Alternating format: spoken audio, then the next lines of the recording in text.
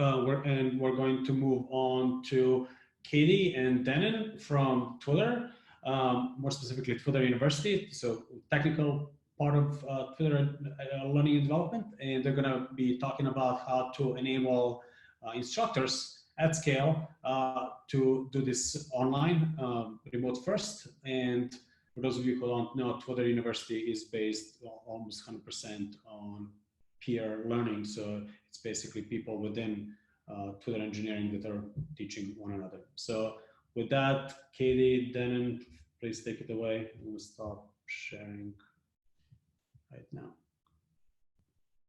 Hi, everyone. I'm not really in an office. This is a Zoom virtual background with the picture because I thought it would be fun to pretend I was in an office. It's been weeks. I'm Katie, so I'm on the Twitter University team, and Dennen, I'll let him introduce himself in a second. What I'm going to do is just talk a little bit about how our program works at Twitter, and then Dennen's going to dive into some of the work that he's done to help our program keep running smoothly during all of this. So we're a peer-to-peer learning program. So we're responsible for educating over 2,000 engineers, but our team is only about 3 or 4 people. And so we really utilize subject matter experts to teach classes to each other. And so most of our courses are taught by volunteers, not professional instructors. And when we had to rapidly shift to teaching fully online, you know, there's a bit of a learning curve there. And we had some people who already taught online. We had some people who'd never done it before, depending on their office. And we suddenly had to shift all of our onboarding fully remote for people all over the world. I'm sure many of you relate to that right now. And we previously had done it all in person in San Francisco. And as well as we're currently having a Hack Week right now at Twitter, which is fully virtual for the first time. And a big thing we do during Hack Week is have a bunch of additional classes. So we have way more instructors than normal in the middle of all of this. So I'll let Dennen introduce himself and dive into how we decided to address that and try and get ahead of some of the confusion from instructors. Yeah, can everyone hear me? Cool. Yeah, so I'm Dennen. I work with Katie on the Twitter University team. And I'll just dive right in. Let me see if I can share my screen successfully. This might take some time. I can just go through sort of what we're talking about. Yeah, so as Katie mentioned, especially our onboarding program, our engineering flight school as we call it, has historically been in person only. Beyond that, it is also mostly volunteer taught. So we have 1 full-time instructor currently, and we offer during that first week, I think it's 21 hours of education. So most of that is taught by volunteers whose full-time profession is usually software engineer. And so the challenge here in being sort of mandated to offer that entire program remotely is that we have, 1, a ton of sessions to offer, which can be challenging to sit through. And 2, we have people who not only are not necessarily career instructors, but these are volunteers who are used to in-person environments, right? So we had to, I like as Andrew put it, triage. And so the first step we did was, oh, hey, here we go. What do you know? Can everyone see? Can you see my screen? Yep. Great. Okay. Yeah, so the first step we did is I just compiled a brief common sense list of some of our best practices for remote instruction, right? So a lot of them which apply to even in-person sessions, right? So getting there and starting 5 minutes early, testing your AV equipment, et cetera. And then we decided, you know, if our model works for education, if we can solicit and share knowledge from subject matter experts for anything else that we teach, why not this, right? And so we reached out to some of our instructors who are remote based, or some of our instructors who often will offer remote only sessions. And so we asked them to compile their feedback into a document. And then we coded the feedback, right? And we said, what type of feedback, you know, what category does this fall into?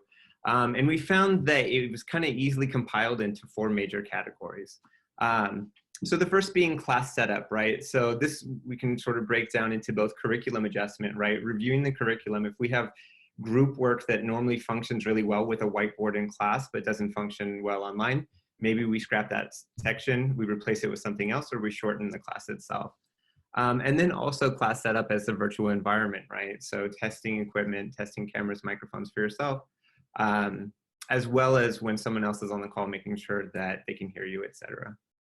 And then starting the session, and this one actually I hadn't expected. A lot of our instructors had really underscored the importance of establishing rapport at the beginning of remote first sessions, especially in the absence of body language, other things like that. So making small talk, getting names, understanding pronunciation, and then setting expectations. So setting expectations could look like, one, understanding if there's anyone who needs special accommodations during the class. So basically setting expectations for the instructor, as well as the instructor setting expectations for the class. So here's how we're going to solicit questions. Here's how often we're going to be doing Q&A, etc. Here's our objectives today. And also expectations around participation. One thing that we often encourage instructors to do is say, please close out of any other windows. We know it's tempting to check your email, to mute your mic, to turn off your camera and start doing something else, but please, give your focus to this class. And that goes into classroom management. So managing participation. Again, if your class size is small enough, using names, calling on people. One, it's a great way to personalize the class. You're building on the rapport that you had started at the beginning of the session. And two, you're kind of making sure that people are paying attention and participating, as well as managing disruptions and distraction, right? So if someone is, say, answering most or all of the questions, making sure that you're calling on other people, to sort of share the load and check for knowledge and understanding there. And frankly, just understanding the tools and how your moderation tools within the AV environment you're using, so how to mute people, etc. And then finally, accessibility. And this is something that we probably could intersperse throughout some of the other categories, but felt that it was important to keep it front and center. Understanding disabilities and impairments. So what sort of needs your learners have, or even your instructors might have throughout the session. And then also accessibility as the accessibility of the content. So one of the challenges in having volunteer instructors just sort of scattered throughout the company is it's not always in time zones. They can't always present in time zones that are friendly for all of our customers, all of our learners. And so right now, sort of the triage that we're doing is recording everything that we can, making sure we have quality recordings as just like a backup for now for people who can't attend, with sort of longer term plans to make our program a little bit more remote friendly. So we sent an email to all of our instructors, set up a Confluence page, and then I think the most important part is just asking for feedback. This is still in draft form. This is something that we've crowdsourced and we're going to continue to set up. But I imagine, especially as the weeks roll on, this is something that will change significantly. So yeah, thank you. And one thing that I will do is I've compiled a document. I'm happy to share a link within the chat. And turn on commenting. And I'd ask that anyone, if you'd like to review the document of sort of some of the feedback that we've received from our instructors, that you also view it and comment, say, this didn't work for us or our team, or this works even better, or this is something that we hadn't thought about. That would be very welcome. Thanks, Katie. Thanks, Dennen. There was a question from Sirvani, I think, on how do you adjust your content to deal with remote first, specifically things that are more interactive, like games or experiences like that, interactive sessions. Yeah, I think that varies by class. I think it just depends on the activity you're doing.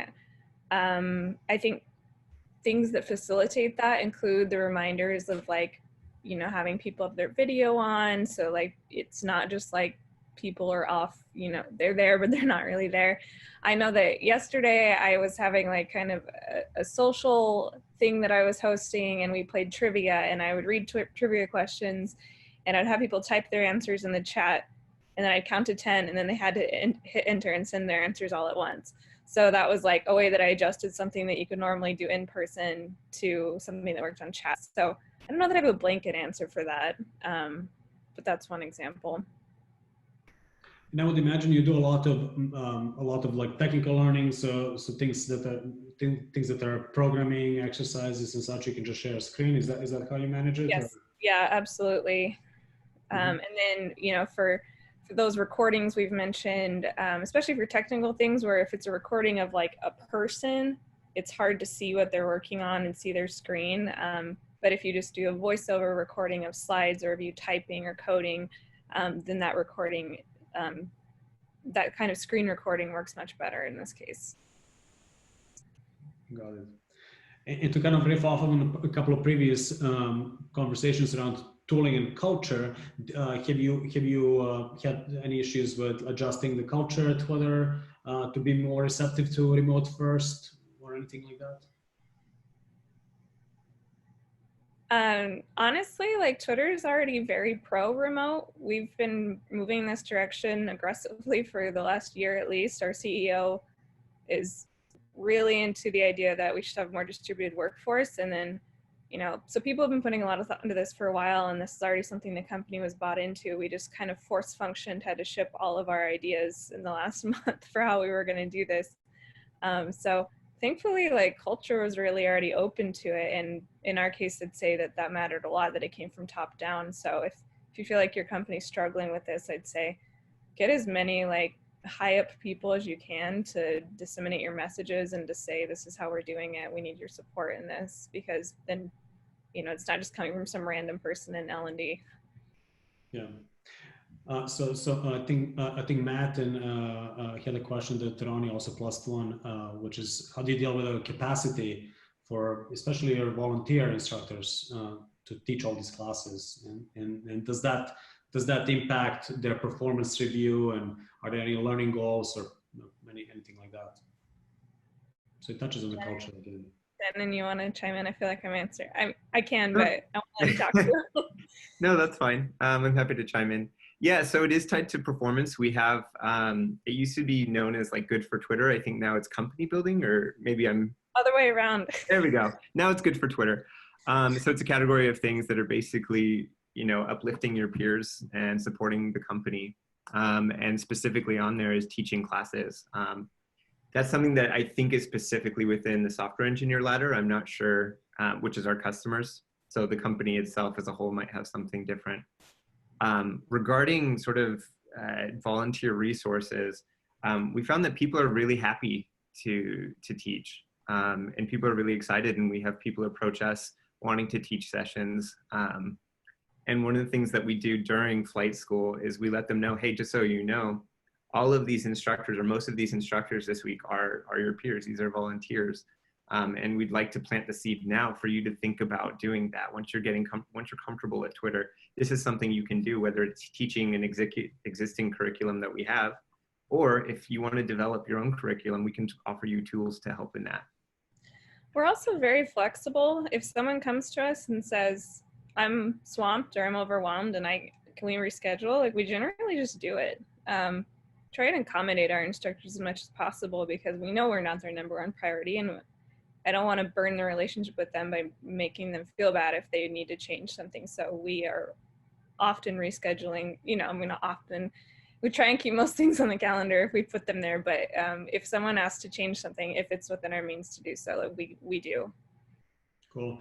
And so both Chris and Jasmine were asking about how do you motivate volunteer instructors? And I know there's sort of like, there's a soft motivation through swag, but then you also touched on the hard motivation through the engineering ladder, things that changed that Twitter to accommodate for Twitter University. So do you want to maybe touch on those things? And yeah, I mean, that probably covers it. I'd say swag is almost a hard motivation. People love swag. So we've really built this culture around, like, you know, if you're an instructor, you get things, it's stickers, it's hoodies, it's t-shirts. And so you see it around the office, you're like part of this learning community.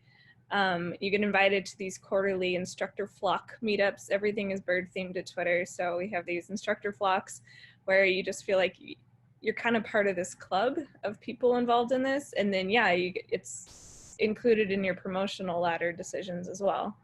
So that's where, you know, those are the that's the, as you said, the hard, I forget the phrase you used.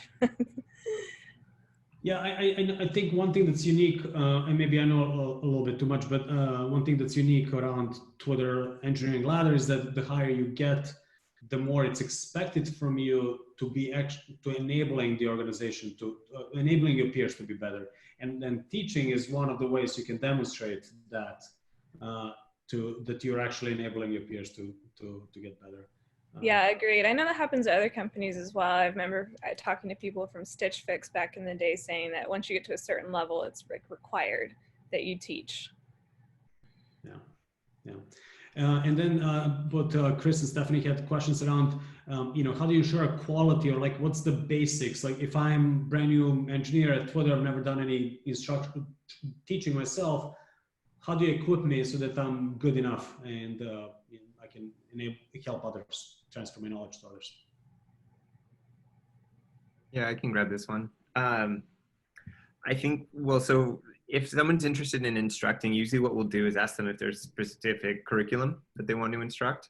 And after identifying the class, we'll have them shadow the instructor for that class, have the instructor sit down with them afterwards, sort of go over some of the key components, and then they'll switch roles for the next session. So they'll teach it with an existing or a veteran instructor in the room who can step in as needed, and then afterwards they'll have additional feedback sessions. I think one of the things that's become apparent to me since joining the program is people are fairly good teachers, given that they have to do so often in their roles, giving presentations. There's a lot of skills that lend themselves well to instructing in the classroom. And so usually it's minor modifications that need to be made for that environment rather than like, let's say, a certification program necessarily. And I think that's been key to our success is really, as much as we can, lowering the barriers to entry so that we can scale up effectively. Got it. And I guess the final question is from Andrew on how do you promote spontaneous informal learnings in remote settings? So. Yeah, great question. I think maybe that's still something we're all learning, but Slack, honestly, like having topic specific Slack channels. Right now I've mentioned that we, have Hack Week going on. So I've been socializing a lot of our learning opportunities in that channel, and people have been asking questions as they work on projects about specific like technical things that they don't know how to do for their project. And then someone will chime in and say, oh, I know that. And then we'll connect, and then they'll hop on a video together. So Hack Week kind of generated some of that for us, but I think going forward, it could be cool to have like a learning forum, like Slack channel where people can drop in and say, I have a question about this. Who here knows how to do this? And then you can get on video or chat with each other if you want. But yeah, those are some of my early ideas. I think it's still to be determined. Yeah, one thing I would add there is for like spontaneous learning opportunities or sort of one-offs, we offer a form or a template to help just in setting up the course itself.